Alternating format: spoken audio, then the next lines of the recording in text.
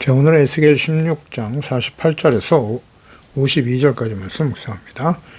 16장 48절에서 52절까지 말씀 있습니다. 주 여호와의 말씀이니라. 내가 나의 삶을 두고 맹세하노니 내 아우 소돔 곧 그와 그의 딸들은 너와 내 딸들의 행위같이 행하지 아니하였느니라. 내 아우 소돔의 죄악은 이러하니 그와 그의 딸들에게 교만함과 음식물의 풍족함과 태평함이 있으며 또 그가 가난하고 궁핍한 자를 도와주지 아니하며 거만하여 가증한 일을 내 앞에서 행하였습니다. 그러므로 내가 보고 곧 그들을 없이 하였느니라.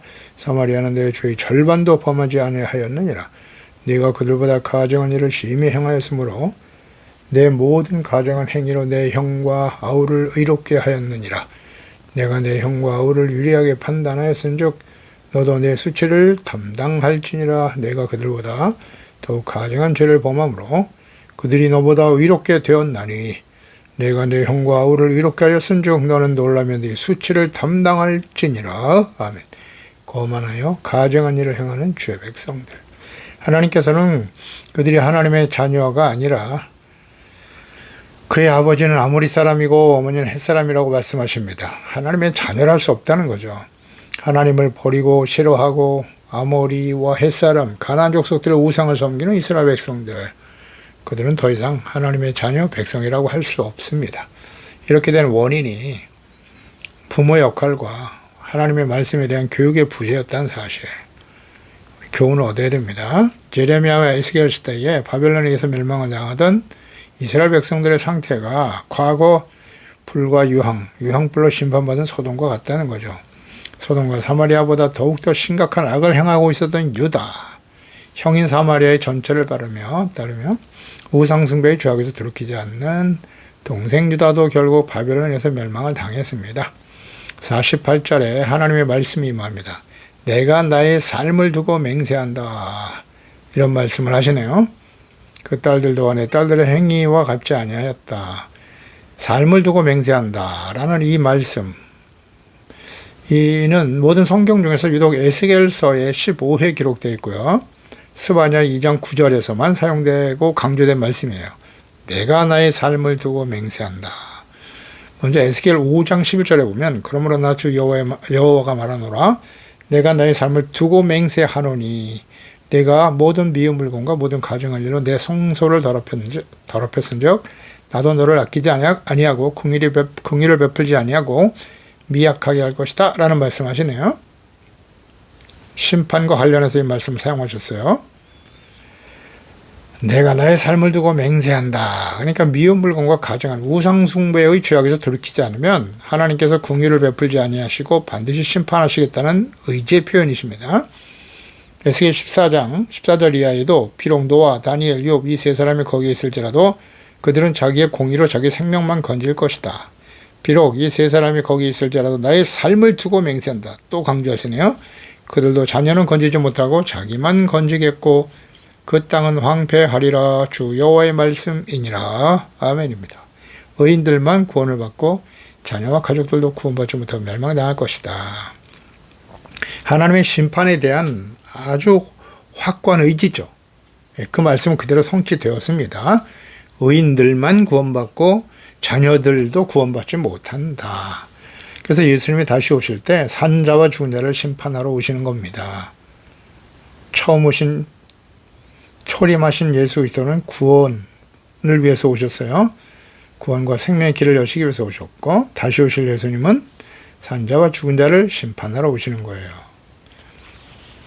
살아있는 사람은 하나님을 사랑하고 하나님을 경외하고 그 말씀을 듣고 지켜 순종하며, 그러니까 예수 그리스도의 구원의 은혜를 헛되이 여기지 아니하고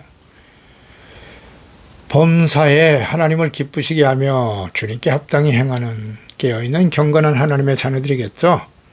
육에 속한 자가 아니라 성령님의 인도하심을 따라 성령의 열매를 맺으며 착한 행실, 의롭고 진실한 모습으로 하나님께 영광을 돌리며 살아가는 근신하고 깨어있는 사람들일 거예요. 그 사람들이 살아있는 사람들이고, 과거 이스라엘 백성들과 같이 행하면 죽은 자들입니다. 육의 생각은 사망이고 영의 생각은 생명과 평안입니다. 항상 자기 자신을 말씀을 통해서 점검해 봐야 돼요. 내 생각은 중요하지 않아요. 하나님의 말씀에 비추어서 내가 육에 속한 사람인지 성령의 인도하심을 따른 하나님의 자녀인지를 잘 생각해 보세요. 성령의 열매, 성령의 인도하심을 받으면 당연히 성령의 열매가 나타나겠죠. 우리 인격 속에, 우리의 삶 속에 성령의 열매가, 빛의 열매가 있는지 날마다 점검해야 합니다. 아니면 버려야죠. 에스겔 35장 11절에도 주 여호와의 말씀인데 내가 나의 삶을 두고 맹세하노니, 이거 계속 강조돼요. 에스겔서에. 내가 그들을 미워하여 노하여 질투한 대로 내가 너에게 행하여 너를 심판할 때 그들이 나를 알게 하리라. 그러니까 이 말씀은 심판과 연결해서 계속 강조하신 말씀입니다. 내가 나의 삶을 두고 맹세한다. 그러니까 하나님이 살아계신 하나님, 영원하신 하나님이시죠. 그러니까 영원하신 하나님의 말씀, 하나님을 두고 맹세하신 거예요. 그러니까 이 말씀은 모든 시대에 모든 하나님의 자녀들, 모든 사람들이 그대로 적용된다는 겁니다. 아무리 하나님의 언약의 백성, 예수 그리스도를 믿고 구원받은 하나님의 자녀랄지라도 악을 행하고 우상 숭배하고 돌이키지 않으면 하나님의 공의의 심판에 처하게 된다. 내가 나의 삶을 두고 맹세한다고 하셨어요. 모든 시대에 적용되는 말씀입니다. 이스라엘 백성들이 무도한 죄악과 패역함에 대한 하나님의 심판, 반드시 성취될 말씀이다. 그러니까 하나님의 모든 말씀은 진리입니다. 이 말씀은 역사 속에 다 성취되었습니다. 특히 마지막 심판과 관련된 예언과 말씀, 회개하고 돌이키지 않으며 죄악된 길에서 떠나지 않는 하나님의 자녀들에게 하나님의 공의 심판이 임할 것이다 라는 말씀, 반드시 역사를 초월해서 성취될 것입니다. 하나님께서는 영원하시고 역사의 주인이세요. 그래서 예수님의 재림과 요한계시록의 심판은 반드시 성취될 것입니다. 아멘이십니까? 늘 말씀드리지만 믿든지 아니 믿든지 상관없어요. 하나님의 말씀대로 역사는 이루어집니다. 내 아우 소돔, 그의 딸들은 너와 내 딸들의 행위와 같지 않았다. 그러니까 과거 불과 유황으로 멸망당한 소돔의 죄악이 예루살렘의 죄악보다 작은 것으로 비교되어 상대적으로 예루살렘의 죄악이 더욱 심각하다라고 말씀하고 있네요. 예수님께서도 당시 기사와 이적을 직접 행하셨고 경험했죠. 예수께서 가르치시는 말씀과 복음을 들은 유대인들, 특히 대제사장과 바리새인, 서기관인들, 거짓 목자들이죠. 그들은 회개하지도 않고 믿지 않았어요. 특히 가버나움에 대해서 갈릴리 가버나움에도 주로 사역하시면서 많은 기사와 이적을 행하셨는데요. 마태복음 11장 23절에 보면 가버나움아 내가 하늘에까지 높아지겠느냐? 음부에까지 낮아지리라. 내게 행한 모든 권능을 소돔에서 행하였더라면 그 성이 오늘날까지 있었으리라. 말씀의 의미를 잘 알겠죠. 기사와 이적을 행하시면서 수많은 하나님의 말씀을 전했지만 예수 그리스도를 믿지 않았어요. 과거에 소돔에게 이와 같이 예수 그리스도의 복음의 말씀을 전했다면, 또 기사와 이적을 행하시면서 하나님의 영광을 보여주었다면 소돔이 멸망당하지 않고 지금까지 있을 거야 라는 말씀하시죠. 그러니까 그 당시에 소돔과 고모라를 심판하실 때 창세기에 나오죠. 아브라함이 하나님 어떻게 의인과 악인을 함께 심판하십니까? 의인 50명 있으면 어떻게 하시려고요?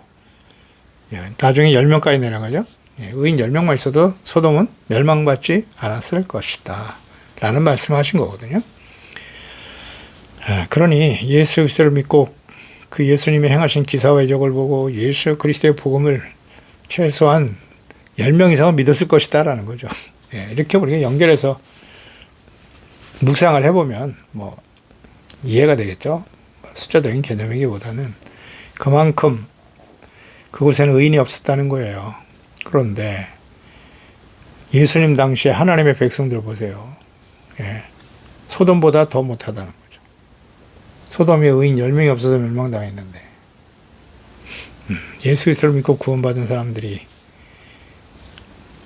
그렇게 많지 않다는 거예요. 대부분 거부하고 부인하고 예수님은 십자가에 못 박아야 된다고 소리치면서 그의 피를 우리와 우리 자손에게 돌리라고 완악하죠.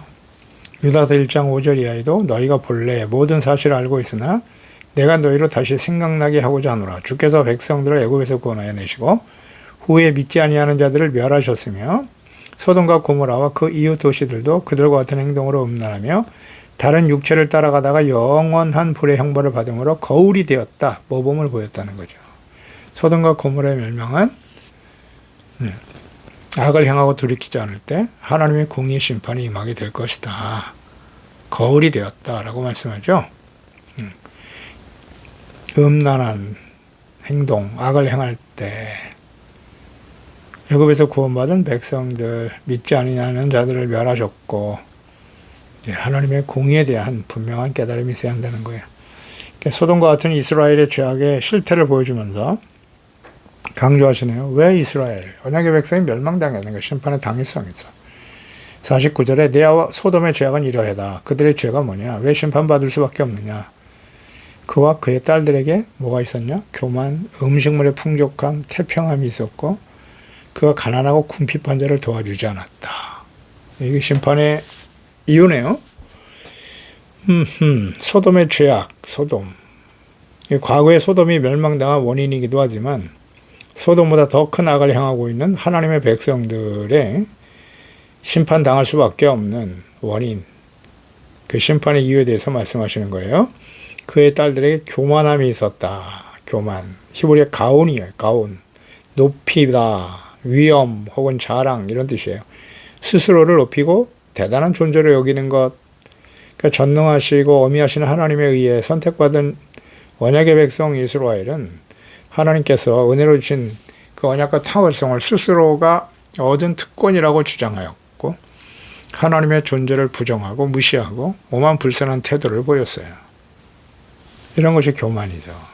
하나님을 무시하고 멸시하는 겁니다. 그리고 하나님의 말씀을 듣지 않죠. 불순종합니다. 거역합니다. 이게 다 교만이에요. 책망과 회개의 말씀을 듣지만 결코 회개하지 않고 자신의 생각과 뜻대로 행동하는 것 교만입니다. 자기가 옳다고 여기는 대로 생각하고 행동하는 것 교만입니다. 당시에 이스라엘 백성들이 그러했었습니다. 결과는 하나님 교만한 자는 하나님이 반드시 대적하십니다. 미워하시고 대적하셔요. 그 결과는 심판과 멸망으로 끝나는 겁니다. 오늘날 이 시대도 마찬가지겠죠? 그렇습니다. 교만하면 하나님의 진노의 심판을 피할 수 없어요. 근데 이렇게 멸망당한 사람들이 누굽니까? 이방인들인가요? 아니요. 하나님의 언약의 백성들이잖아요. 이방인들은 원래 그 마음에 하나님이 없는 사람들은 다 자기 생각과 뜻대로 살기 때문에 이미 교만해요. 하나님이 없는 사람은 다 교만합니다. 아니라고요? 속이지 마세요. 스스로를 속이면 안 됩니다.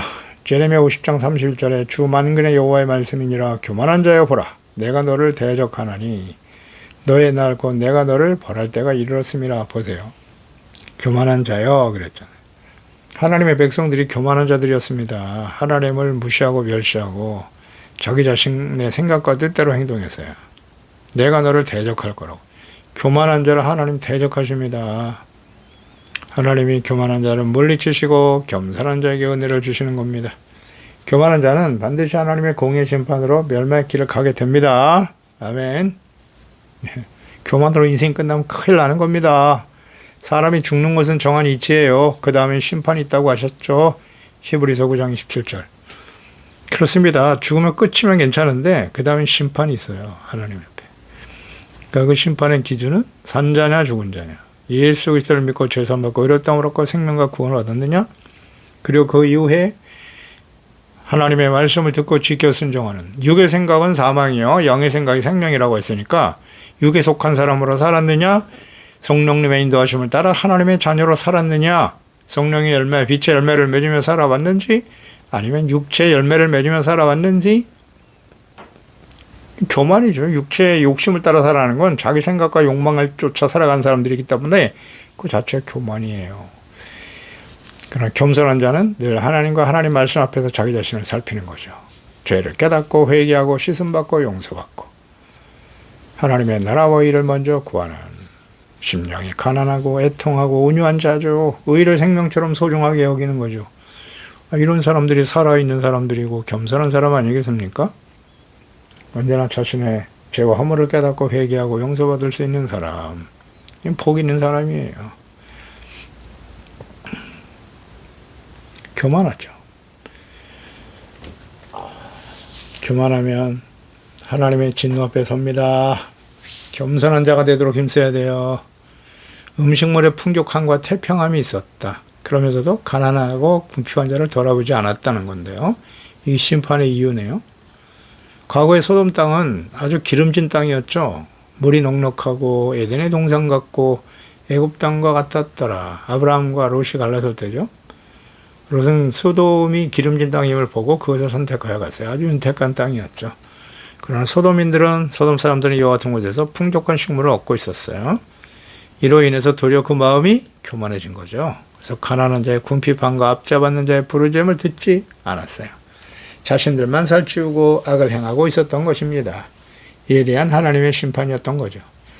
하나님께서 광야 생활을 마치고 적과 꿀이 흐르는 비옥한 가나안 땅에 들어가게 될 때, 그곳에서 생활하게 될 때 정말 조심해야 될 것이다 라고 하나님이 하신 말씀이 신명기 8장 12절 이하예요. 내가 먹어서 배부르고 아름다운 집을 짓고 거주하게 되며 또 내 소와 양이 번성하며 내 은금이 증식되며 내 소유가 다 풍부하게 될 때에 내 마음이 교만하여 내 하나님 여호와를 잊어버릴까 염려하노라. 이 말씀하셨거든요. 가나안 땅 들어가서 소와 양이 번성하고 배부르고 아름다운 집을 짓고 은금이 증식되고 소유가 풍부해질 때 이때 어때요? 대부분 마음이 어떻게 된다고요? 교만해진다고요.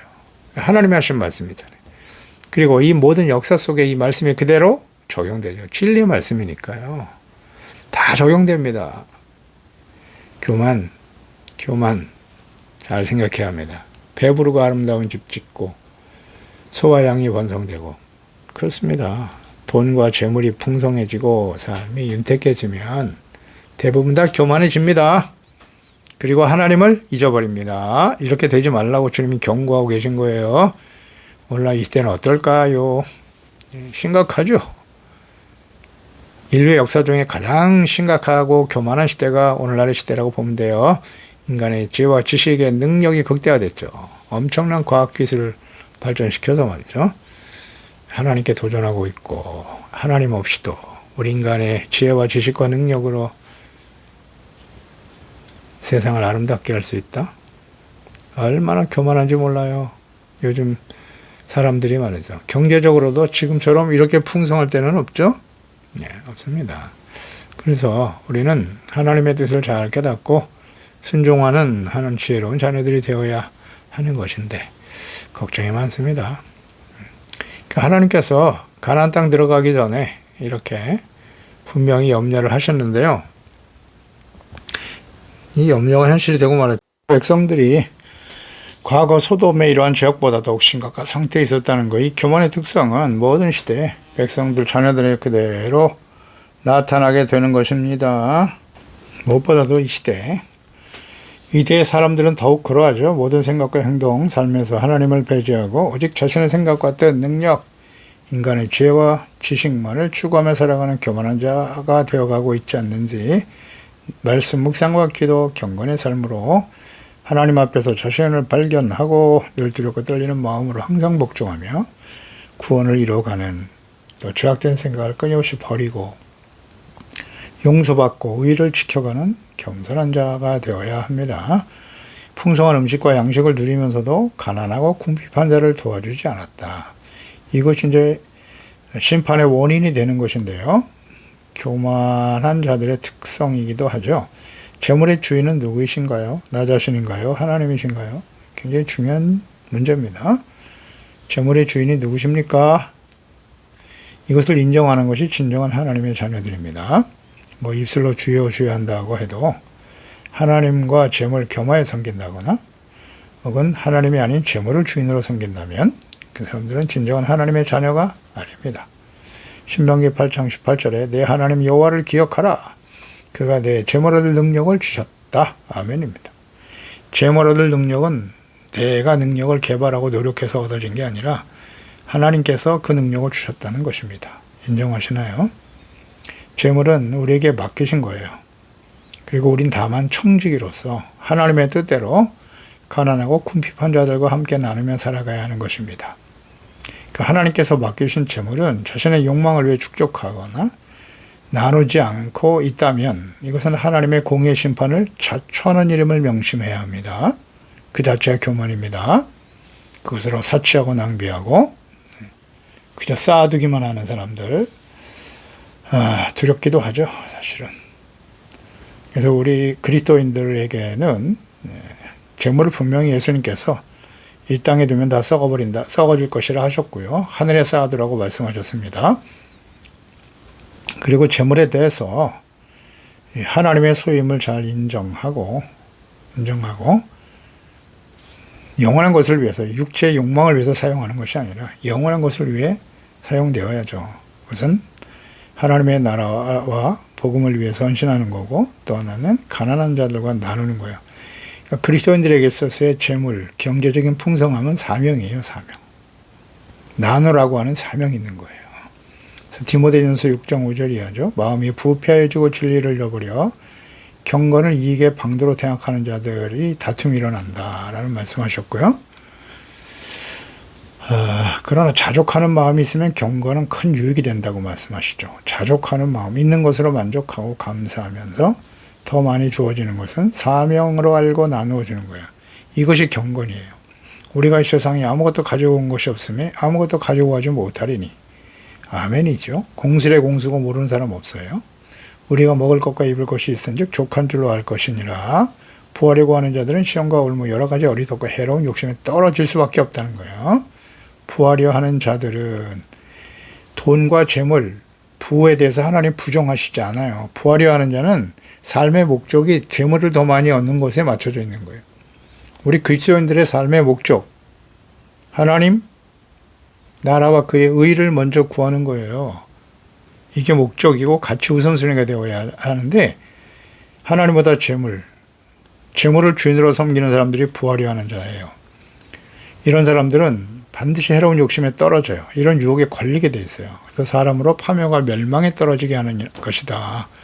돈을 사랑함이 일만하게 뿌리가 된다고 하시면서, 이것을 탐내는 자들은 미혹을 받아 믿음에서 떠난다니까요. 많은 근심으로서 자기를 찔렀도다. 대표적인 사람 솔로몬이잖아요. 처음에는 시작은 좋았죠. 아주 겸손하고 하나님을 사랑하고 지혜로운 마음을 구하고 의와 거룩한 하나님의 나라를 세우고자 하는 진실한 마음이 있었죠. 구하지 아니한 부와 영광, 재물을 더해 주었더니 어떻게 됐어요? 믿음에서 떠났죠. 하나님을 떠났습니다. 그러니까 우상을 세우고 인생을 마감하잖아요. 이게 우리에게 교훈을 주는 거예요. 솔로몬만의 문제가 아니라 성경을 잘 이해하셔야 돼요. 성경은 진리예요. 모든 시대의 모든 사람들에게 적용되는 하나님의 말씀과 뜻입니다. 50절에 거만하여 가증한 일을 내 앞에서 행했다라고 말씀하시네요. 그러므로 내가 보고 그들을 없이 하였느니라. 소돔과 고모라가 거만하고 가증한 일을 행했다는 거예요. 하나님 앞에. 그래서 하나님이 심판으로 없이 하셨다. 완전히 사라져버렸죠. 거만은 반드시 가증한 우상숭배의 죄악으로 이어지게 되어 있습니다. 마음에 하나님과 그분의 말씀이 없기 때문에 오직 자신의 능력을 자랑하고 자신의 생각과 뜻대로 자신에게 유익이 되는 것이 삶의 기초가 되어 살아가는 것입니다. 목적이기도 하죠. 그러니까 하나님의 책망의 말씀을 거부하죠. 오직 자기를 위하여. 이게 중요하다고 그랬어요. 오직 자기를 위하여. 행하는 모든 것이 다 우상입니다. 악행을 일삼게 되는 것이죠. 교만, 우상숭배, 하나님의 공의와 심판의 멸망을 당하게 된다. 우상의 실체를 잘 이해하셔야 됩니다. 자기 자신의 가장 심각한 우상이에요. 재물, 쾌락, 불순종, 거역, 탐심, 자기 본위의 신앙생활 다 우상입니다. 이거 버려야 돼요. 우상 이퀄 교만이에요. 51절에 사마리아는 내 죄 절반도 범하지 않았다. 이런 말씀도 하시네요. 북이스라엘. 네가 그들보다 유다 가증한 일을 심히 더 행했다. 가증한 행기로 내 형과 아우를 의롭게 했느니라. 그러니까 우상숭배로 결국 하나님께 멸망당한 사마리아, 북이스라엘. 금송아지 우상을 세우고 시작한 초대왕 여호로보암 이후에 19대 호세아, 마지막 왕이죠. 19대 호세아 왕까지 BC 931년 여로보암이 왕이 될 때가 931년이고요. 아수르에서 멸망당한 때가 BC 722년이니까 대략 209년 동안 한 왕도, 19대 왕 중에 한 왕도 하나님을 경외하는 왕이 없었어요. 좀 믿음이 좋은 사람들이에요. 금송아지 우상을 절대 떠나지 않아요. 그런데 하나님을 믿고 섬겨야 될 이스라엘 백성 유다. 유다는 끊임없이 우상의 유혹을 받았죠. 하나님을 버렸죠. 북이스라엘 여로보암은 아예 그냥 하나님을 버리고 금송아지로 대체해버렸고, 근데 한 왕도 하나님을 경외하는 왕이 없더라는 거예요. 얼마나 믿음이 좋습니까? 금송아지 우상에 대한 신뢰한 믿음이 아주 철저합니다. 대대로 이어져, 대대로. 자녀 교육을 어떻게 시켰습니까? 참 부럽습니다. 그런데 하나님의 자녀들은 말이죠, 그 예루살렘 성전에 우상을 세우고 악을 행하잖아요. 하나님을 믿는 하나님의 백성들이 변질한다고. 우상 섬기는 사람들은 절대 우상을 떠나지 않아. 이것이 참 비극입니다. 선지자를 대표하는 엘리야, 엘리사 선지자를 보내셨고, 많은 선지자들 보내 회개를 촉구하셨고, 수많은 대적들을 보내 징계하셨지만 끝까지 우상을 버리지 않아요. 믿음 대단합니다. 하나님께 돌아오지 않는 패역한 북이스라엘, 그들의 죄악은 예루살렘 죄악의 절반도 아니다, 이런 말씀하시네요. 유다의 죄악이 더욱 심각하다. 북이스라엘이 멸망될 때가 유다의 아하스 왕 때죠. 아주 우상을 섬기는 일 앞장섰던, 북이스라엘의 그 우상 주변에 모든 우상을 끌어들였던 왕이 아하스 왕이죠. 그의 아들이 히스기야예요. 히스기야 왕 6년에 북이스라엘이 아수르에서 멸망을 당했고, 이후 바벨론에 의해서 멸망당할 때까지 BC 586년 멸망을 당했으니까 약 136년간의 시간을 더 하나님이 주셨어요. 북이스라엘 멸망당한 이후에. 근데 히스기야와 요시야 같은 성군들이 있었지만 결국 그의 패역한 아들들, 히스기야 아들 므낫세, 북이스라엘보다 더욱더 심각한 우상숭배 죄악을 일삼았어요. 최고의 악을 행하는 왕이 므낫세입니다. 그때 이미 하나님께서는 야, 유다 너희도 안 되겠다, 심판을 작정하셨어요. 이미 요시야를 보내서 기대를 하셨지만 너무나 일찍 죽은 요시야, 패역한 그 아들들에 의해서 교만과 패악으로 바벨론에서 멸망의 길을 가고 말죠. 요시야가 왕이 세워질 때부터 예레미야를 보내서 끊임없이 말씀하셨거든요. 그런데 돌이키지 못하네요. 그러니까 이스라엘의 죄악은 시대를 지나면서 더욱더 가중되고 심각해집니다. 그래서 하나님의 아들 그리스도이신 예수님을 사람의 몸으로 보내주셨으나 거부하죠, 하나님의 아들을. 그리고 십자가에 못 박아버린 유대인들. 하나님의 진노가 얼마나 크시겠습니까? 2000년 동안 역사 속에 사라져버렸어요. 예루살렘, 이스라엘. 황폐하게 된 이스라엘. 예. 무슬림들에 의해서, 아랍 사람들에 의해서 지배를 당했잖아요, 그 땅에. 그래서 하나님의 영원한 언약과 사랑 때문에 1948년 이스라엘은 다시 회복되죠. 그런데 아직도 예수 그리스도를 인정하지 않죠. 오히려 박해하고 있어요, 이스라엘. 예수 그리스도를 믿고 구원받은 하나님의 자녀들의 죄악은 더욱 심각해지죠. 그러니까 본 백성 이스라엘이 이 정도니까요. 이방인들 중에 구원받은 하나님의 자녀들, 그 죄악이 어떨까? 더욱더 심각하죠. 그래서 결국 마지막 심판에 직면하게 되는 것입니다. 잊지 말아야 돼요.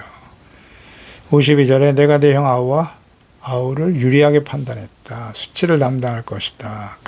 더욱 가증한 죄를 범하였기 때문에 차라리 그들이 너희보다 의롭다고 이런 말씀하시네요.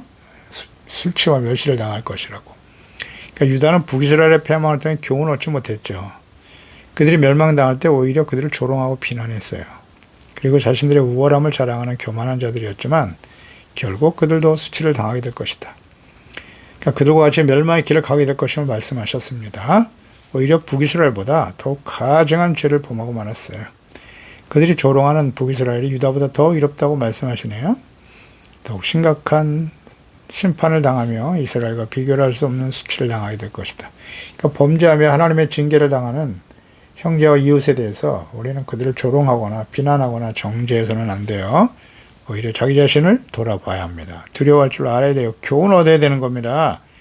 갈라디아서 6장 1절에 형제들아 사람이 만일 무슨 범죄한 일이 드러나거든 신령한 너희는 온유한 심령으로 그런 자를 바로잡아주고 너 자신을 살펴봐라. 너도 시험받을까 두려워하라. 아멘입니다. 정죄하기보다는 자기 자신을 살펴야죠. 기도하겠습니다. 하나님 아버지, 오늘도 주의 말씀을 묵상하면서 하나님의 자녀 백성, 특히 유다는 언약의 백성들, 북이스라엘과 유다가 소돔보다 더 악한 죄악 가운데 있었다는 거예요. 하나님께서 그래도 심판하실 수밖에 없는 분이다. 공의 하나님이심을 누누이 강조하시네요. 소돔보다 더 악하다고 예수님께서도 그러셨죠.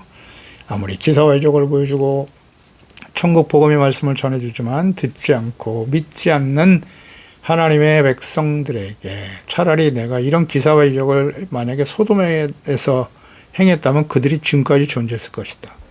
심판받지 않았을 것이다 라는 말씀하시잖아요.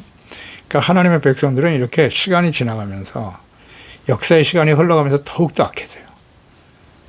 바벨론 포로 이후에 회복됐지만 그들은 또다시 악을 행했고 하나님의 아들 그리스도를 보내셨으나 십자가에 못 박아버리고 로마에서 멸망을 당하죠. 하나님의 백성들이 이렇게 완악하다고요. 그러니 이 말씀을 통해서 역사를 통해서 우리가 교훈을 얻어야 되지 않겠습니까? 하나님의 자녀들이라도 악을 행하고 우상숭배에 빠져 돌이키지 않으면 하나님의 공의의 심판에 임할 것이다. 내가 나의 삶을 두고 맹세한다고 하나님 말씀하지 않습니까? 영원하신 하나님, 역사의 주인이신 하나님, 그 하나님께서 주신 언약의 말씀이고 예언의 말씀이에요. 예수 그리스도의 재림과 마지막 요한계시록의 심판이 이 땅에 이루어지겠죠? 그때 어떤 사람이 하나님 앞에 서게 될까요? 늘 두렵고 떨리는 마음으로 심령이 가난한 자가 되고 애통한 자가 되고 그래서 자기의 죄를 깨닫고 회개하고 돌이키며 주님의 말씀에 순종하고 의를 생명처럼 소중하게 여기는 마음이 깨끗하고 청결해 오직 하나님 주 예수 그리스도 하나님의 말씀을 잘 지켜 순종할 수 있도록 오직 성령님의 인도하심을 따라 성령의 열매 사랑 희락 화평 오래 참음 자비 양선 충성문이 절제 열매를 맺으며 근신하고 깨어있는 우리 소중한 지체들 자녀들이 되어서 주님 앞에 서는 그날 칭찬과 영광과 존귀를 얻는 우리 모두가 되게 도와주시옵소서. 예수님의 이름으로 기도드립니다. 아멘.